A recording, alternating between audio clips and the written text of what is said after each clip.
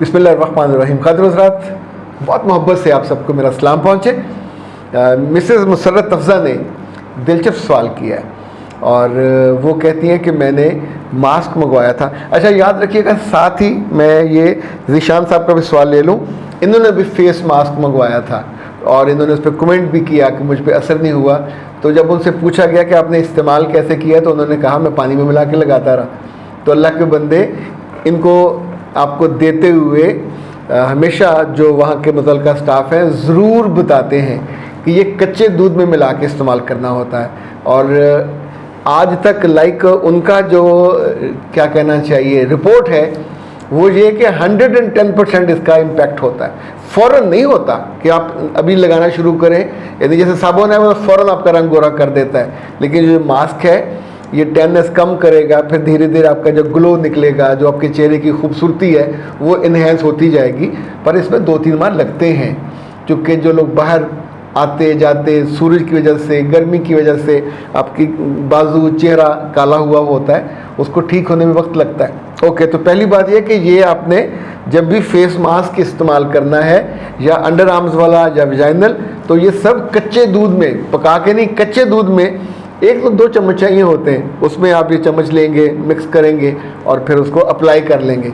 तो अप्लाई आप पूरा यहाँ से इन आँखों को ज़रा बचा के इन सारी जगहों पे जहाँ जहाँ आपको लगता है कि सांवलापन है, टेननेस है, इवन जहाँ पे छाइयाँ हैं, तो it would be very effective. और अगर कभी कोई बात ना समझ आए तो आप आराम से उन्हें फ़ोन करके पूछ लिया करें। They are very sensible people, वो आपको आगे से डांटेंगे नहीं कि आपने ये नहीं किया, वो नहीं किया। और नंबर उनका आपके पास है 0341657826। और फेस मास्क हो, हाँ, जो ताज़ा लॉट आई हुई है साबुन की, वो बहुत शानदार, मुझे मैंने दिखाया था, तोहफे मिले थे और मैं उसको यूज़ भी करता हूँ। अच्छा जी, मिसेस रिहाना ने कहा कि सर पिछले दिनों आपने एक हदीस बताई कि जिसमें अल्लाह के रसूल सल्लल्लाहु अलैहि वसल्लम ने 4 बातें बताई थी, तो आपने 3 बताई, चौथी आपने क्यों नहीं बताई? बट उस वक्त टाइम थोड़ा था, इसलिए हम आगे गुजर गए। तो पहली बात जो थी मैं दोहरा देता हूँ, इस पर फ़ौरन डंडा लेके मेरे ना को मेरी नीयत पे शक करना या मेरी कोई ऐसी इंट्यूशन मैं ढूंढ के आपके लिए लाता हूँ।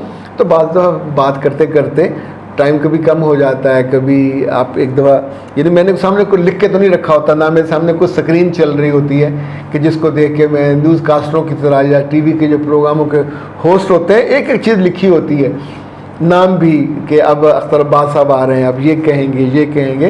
तो हमारे यहाँ उसे कहते हैं प्रॉम्प्टर, वो नहीं होता। हम तो जो दिल में आ रही होती है वो आपसे बात कर रहे होते हैं।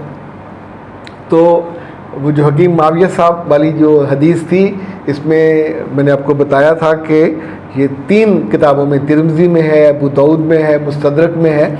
तो उसमें आपने उन सहाबी के सवाल पे, उनकी शादी हो रही थी, उन्होंने कहा मैं अपनी बीवी को कैसे पालूँ?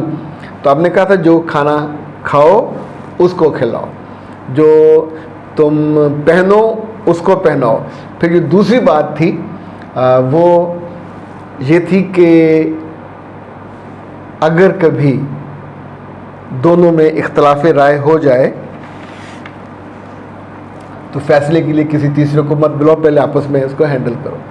जो तीसरी बात मैं उस वक्त आपको बताना भूल गया था, उसके अल्फाज इतने शानदार हैं कि कभी 4 लोगों के, ये हदीस के अल्फाज हैं, कोटेड अनकोटेड, कभी 4 लोगों के बीच में अपनी बीवी की बेइज्जती मत करो, ना उस पर शाउट करो, ना उस पर चिल्लाओ, और ना, यानी ये जो आम रिवाज है, जब भी आप अपने लाइफ पार्टनर की बेइज्जती करोगे तो उसके दिल में आपकी इज्जत, आपकी मोहब्बत, आप सोने के भी बने होगे तो ज़ीरो हो जाओगे।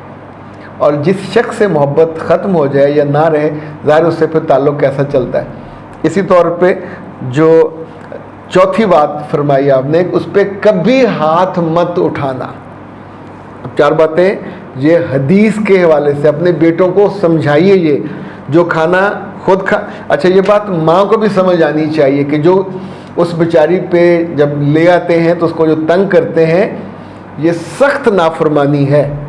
ये अल्लाह के रसूल की, यूँ समझें आप एक बात को जानते हुए भी रद्द कर रहे हो तो नाफरमानी की उनकी आप हौज़े कौसर पर उनसे मुलाकात से भी महरूम हो जाओगे। مجھے ہمیشہ ساسوں کے بارے میں ڈر لگتا ہے، جنہیں پہلے چونکہ خود اپنی معلومات بھی محدود تھی، اب جیسے جیسے ایون دین کے ریفرنس پتہ چلتے ہیں تو لگتا ہے کہ یہ ظالم جو جان بوجھ کے جانتی ہوئی بھی دوسروں کی بیٹیوں کو تنگ کرتی ہیں۔ آپ سوچئے، جو کھانا ہے ان کو کھلانا ہے، جو پہننا ہے ان کو پہنانا ہے، اور ان پہ کبھی اپنے بیٹے کو مجبور نہیں کرنا کہ ان پہ ہاتھ اٹھائے، اور بیٹے کو بھی بتانا ہے کہ مرد وہ ہوتا ہے جو عورت پہ ہاتھ نہ اٹھائے، نہ بہن پہ، نہ بیوی پہ، نہ بیٹی پہ۔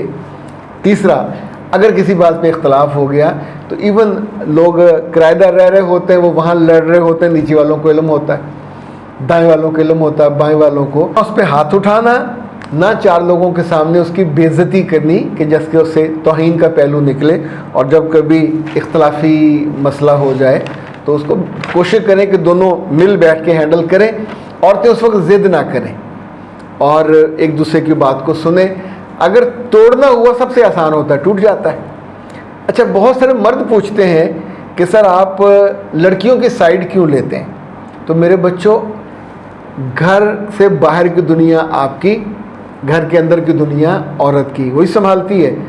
اگر ان بیچاریوں کو آپ ڈرا ڈرا کے مار دو گے، چیزوں سے محروم رکھ رکھ کے مار دو گے، تو آپ سوچئے زندگی کا نقصان کس کا ہے؟ آپ کا۔ جن کو ہم سب سے زیادہ محبت کرتے ہیں، نبی صلی اللہ علیہ وسلم کو، کبھی سوچا آپ نے انہوں نے اپنی بیویوں کے ساتھ کیسا سلوک کیا؟ He was so caring, he was so helping, یعنی ان کے ساتھ جو گھر کے کچن تک کے کام وہ کروا دیتے تھے، صفائی کے کام بھی کروا دیتے تھے۔ ایون ایک میں نے حدیث پڑھی کہ جو مرد اپنی بیوی کا ہاتھ بٹاتا ہے اس کے لیے اجر کا بتایا کہ جیسے اس نے پورے سال کے روزے رکھے ہوں۔ یہ اتنا یعنی اللہ کو پسند ہے ہیلپنگ ایٹیٹیوڈ۔ اچھا، اسی طور پہ دیکھیے، آپ ان کو سیر کرواتے تھے، ایون جنگ پہ جاتے ہوئے ساتھ لے کے جاتے تھے۔ اب آپ سوچئے کہ ان کی دلداری کرتے تھے، ان کو تحفے لے کے دیتے تھے۔ کبھی کسی حدیث میں کسی اپنی زوجہ کو ڈانٹنے کا کوئی آپ کو نہیں ملے گا، کوئی واقعہ کہ آپ نے کسی کو ڈانٹا ہو یا ان کی انسلٹ کی ہو۔ غلطیاں انسانوں سے ہوتی ہیں، بعض دفعہ جو ان کی ازواج تھی ان کی طرف سے کئی ایسی باتیں ہوئیں، لیکن اللہ کے رسول نے وہاں بھی خاموش رہے۔ کوئی غصے کا یا شدت کا یا دھمکی کا اللہ کی طرف سے آیا ڈانٹ، انہوں نے اس پہ نہیں کہا۔ اچھا، اسی طور پہ یاد رکھیے گا، ان کے ساتھ رہتی ہوئی بیویوں کو ہمیشہ تحفظ کا احساس ہوتا تھا، مالی طور پہ بھی اور سماجی طور پہ بھی۔ غلطیوں سے درگزر کرتے تھے، یہ بھی آپ کی عام عادت تھی، اور عورت چونکہ غلطیاں ویسے بھی زیادہ کرتی ہے۔ اب آپ سوچئے کہ جن سے ہم محبت کرتے ہیں، عبادت میں شریک کرتے تھے، جب خود نماز پڑھتے تھے آپ ان کو اٹھاتے تھے رات کو تہجد، اور بلکہ میں نے احادیث پڑھی کہ آپ ہلکا سا پانی ایسے ان کے چہروں پہ کر دیتے تھے، یعنی غصے سے ان کو نہیں بلاتے تھے۔ اچھا، اب یہ ساری چیزیں کمپریہنسو، اگر کبھی بندہ سوچتا ہے کہ یا جس کو ہم پیار کرتے ہیں، جس کی ہم شفاعت چاہتے ہیں، ان کا طرز عمل کیا تھا، تو یقیناً بہت سے مسئلے حل ہو جائیں گے، چیزیں سارٹ آؤٹ ہو جاتی ہیں۔ جانا جائے، جاننا علم ہے، اور نہ جاننا کم علمی نہیں ہے، لا علمی ہے، اور لا علمی اور کم علمی بہت ساری غلطیوں، کوتاہیوں اور کمزوریوں کا باعث بنتی ہے۔ اختر عباس کو دیجیے اجازت۔ السلام علیکم۔